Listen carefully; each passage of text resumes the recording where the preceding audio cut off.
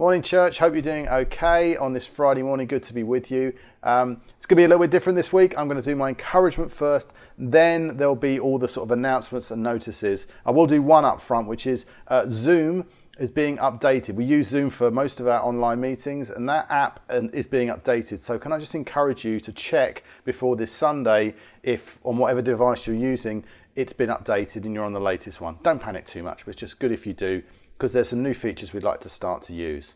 All right, so here is my encouragement for you this week.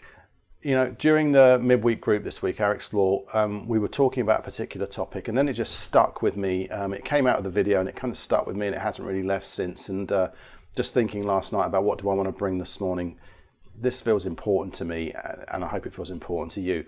It was this question really, you know, how do we sort of hold God to his promises, if we are allowed to even do that, but how do we do that if we don't know what his promises are?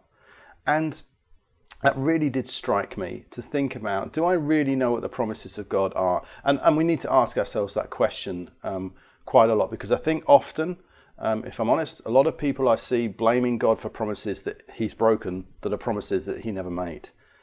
You know, and so therefore prosperity is not a promise that God made in terms of wealth in this life. And yet for some reason, we ask God for things, and when we don't get them, we blame God for things. If we're struggling, we get frustrated with God.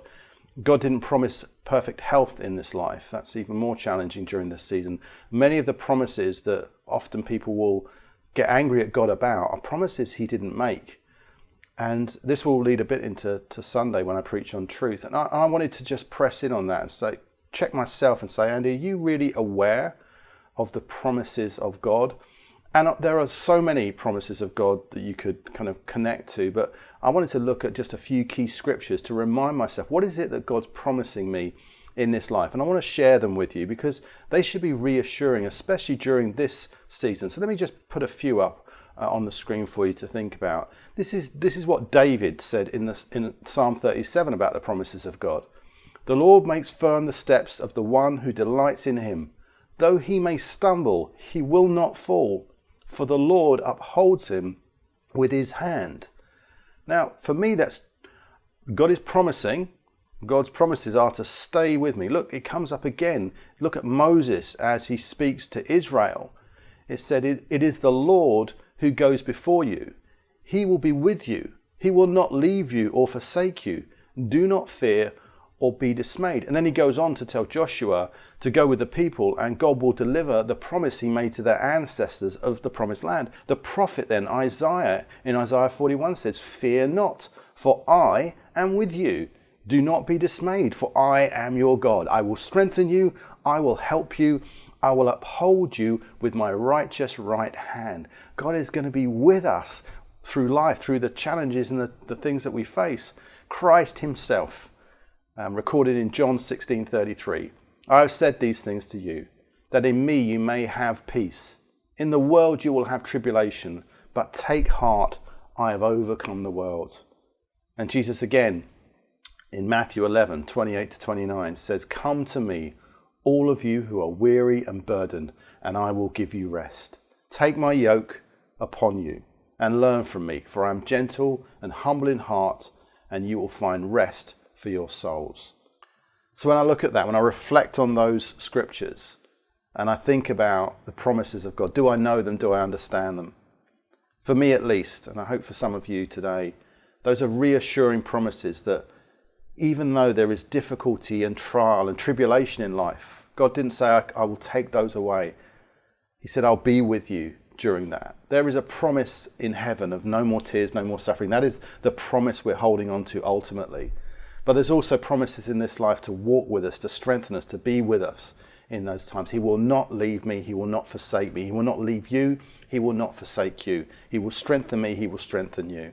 And that's great news, amen. All right, I've got quite a few things to make sure you're aware of, and then an encouragement to bring. So let me just put up on screen now all the things that are coming up. There's a lot happening in the life of the church in the coming weeks, which is great to see.